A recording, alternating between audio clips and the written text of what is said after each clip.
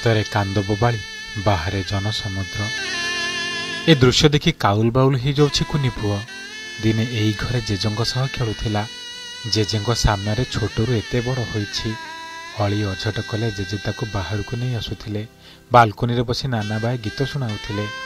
ଧୋରେ ବାୟା ଧୋ ଗୀତ ଶୁଣାଇ ଶୁଆଇ ଦେଉଥିଲେ। ଆଉ ଅଝଟ ହୋଇପଡ଼ୁଥିବା ନାତି ଟୋକାଟେ ବି ବୁଝି ଯାଉଥିଲା। ହେଲେ କିଛି ଦିନ ହେବ ଏ ସବୁଥିରୁ ବଞ୍ଚିତ ହୋଇଥିଲା ନାତି।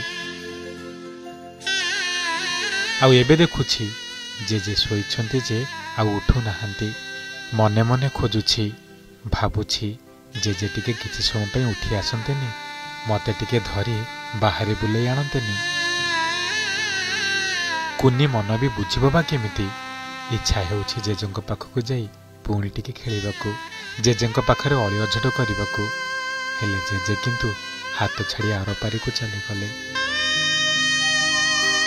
ବିଧିର ବିଧାନ କ'ଣ ତାକୁ ବୁଝିବା ପାଇଁ ତାର ବୟସ ହୋଇନି ସତ, ହେଲେ ପୁରା ପରିବେଶ ଦେଖି ସେ ବହୁତ କିଛି ଜାଣିପାରୁଛି।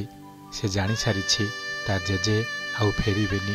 ସେଥିପାଇଁ ବୋଧହୁଏ ବାପାର କୋଳ ଛାଡ଼ିବାକୁ ସେ ପ୍ରସ୍ତୁତ ନୁହେଁ।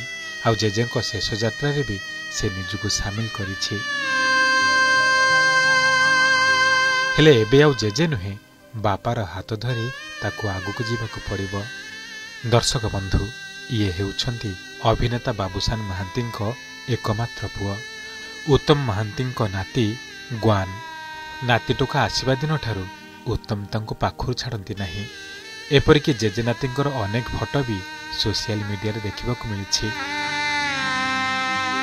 ଆଜି କିନ୍ତୁ ଦୃଶ୍ୟ ଥିଲା ବେଶ ହୃଦୟ ବିଦାରକ। ଯେତେବେଳେ ଘରର ଜଣେ ମୁରବୀ ସମସ୍ତଙ୍କୁ ବାଏ ବାଏ କରି ଦୁନିଆରୁ ବିଦାୟ ନିଏ, ସେ ପରିସ୍ଥିତି ବର୍ଣ୍ଣନା କରିବା କଷ୍ଟକର। ହେଲେ ବି ବିଧିର ବିଧାନକୁ ମାନିବାକୁ ପଡ଼ିବ। ଛାତିକୁ ପଥର କରିବାକୁ ହେବ। ଆଉ ପୁଣି ଆସନ୍ତାକାଲି ପାଇଁ ପ୍ରସ୍ତୁତ ହେବାକୁ ପଡ଼ିବ। ଗୁରୁଣ୍ଡୁଥିବା ନାତି ଟୋକା ଏବେ ବଡ଼ ହେଲାଣି, ଆଗରେ ଲମ୍ବା ଭବିଷ୍ୟତ।